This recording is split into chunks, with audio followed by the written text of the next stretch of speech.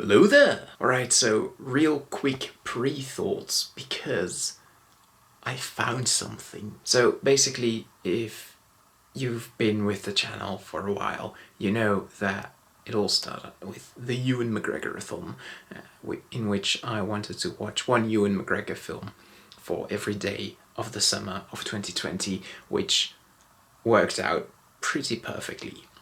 But there were two feature films that Ewan McGregor was in that I was not able to find. Namely, Welcome to Hollywood and Nora. And today I finally found somewhere where I can watch Welcome to Hollywood. So, I'm going to watch that movie now.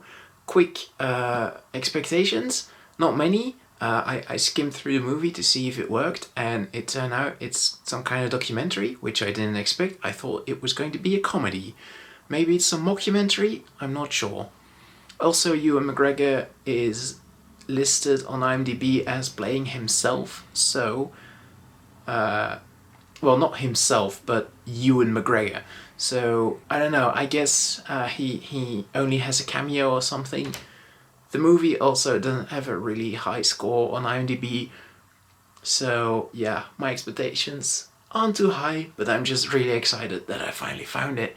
So yeah, I'm going to watch that now, and I will see you after I've seen the film. This movie was actually pretty good. I was not expecting that.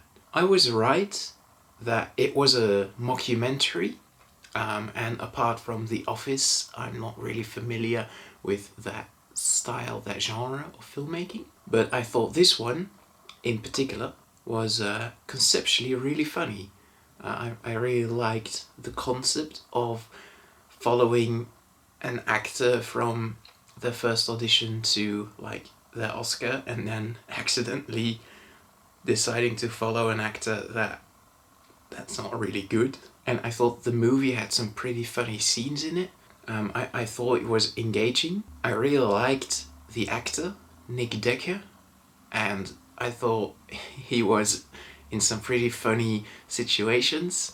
It had this dry style of humor, not unlike The Office, that I could really find myself in, yeah.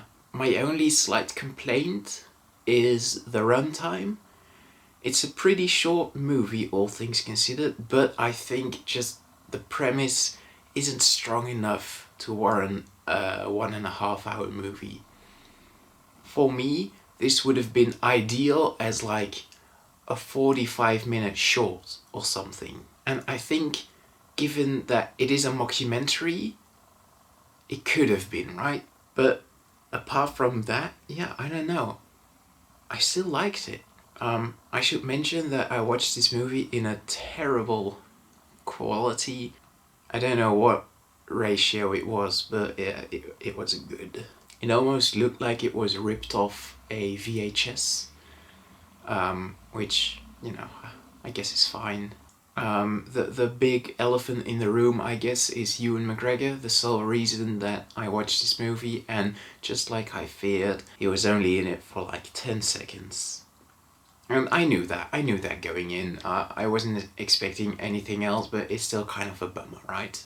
He only had 2 lines, one of which was the title of the movie, and yeah. It also felt a bit weird to me that Ewan McGregor was considered to be like a Hollywood star at that point, because, you know, I felt like he only did really these indie movies, right? Trainspotting, that's not really a Hollywood movie, is it? But yeah, apparently he was well known enough to feature as a cameo in this movie, along with the likes of John Travolta, Joel Schumacher, Jeff Goldblum.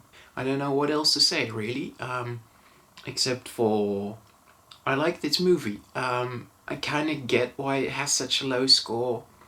People found it boring, found the character boring. One review said that they found the character of Nick Decker boring, but they got that that's the point. I didn't mind that. I also thought he was a bit boring, but he's just so optimistic all the time that I didn't really mind. Yeah, I think I go as far as to recommend this one if you can find it. I had a pretty good time. I laughed a couple of times.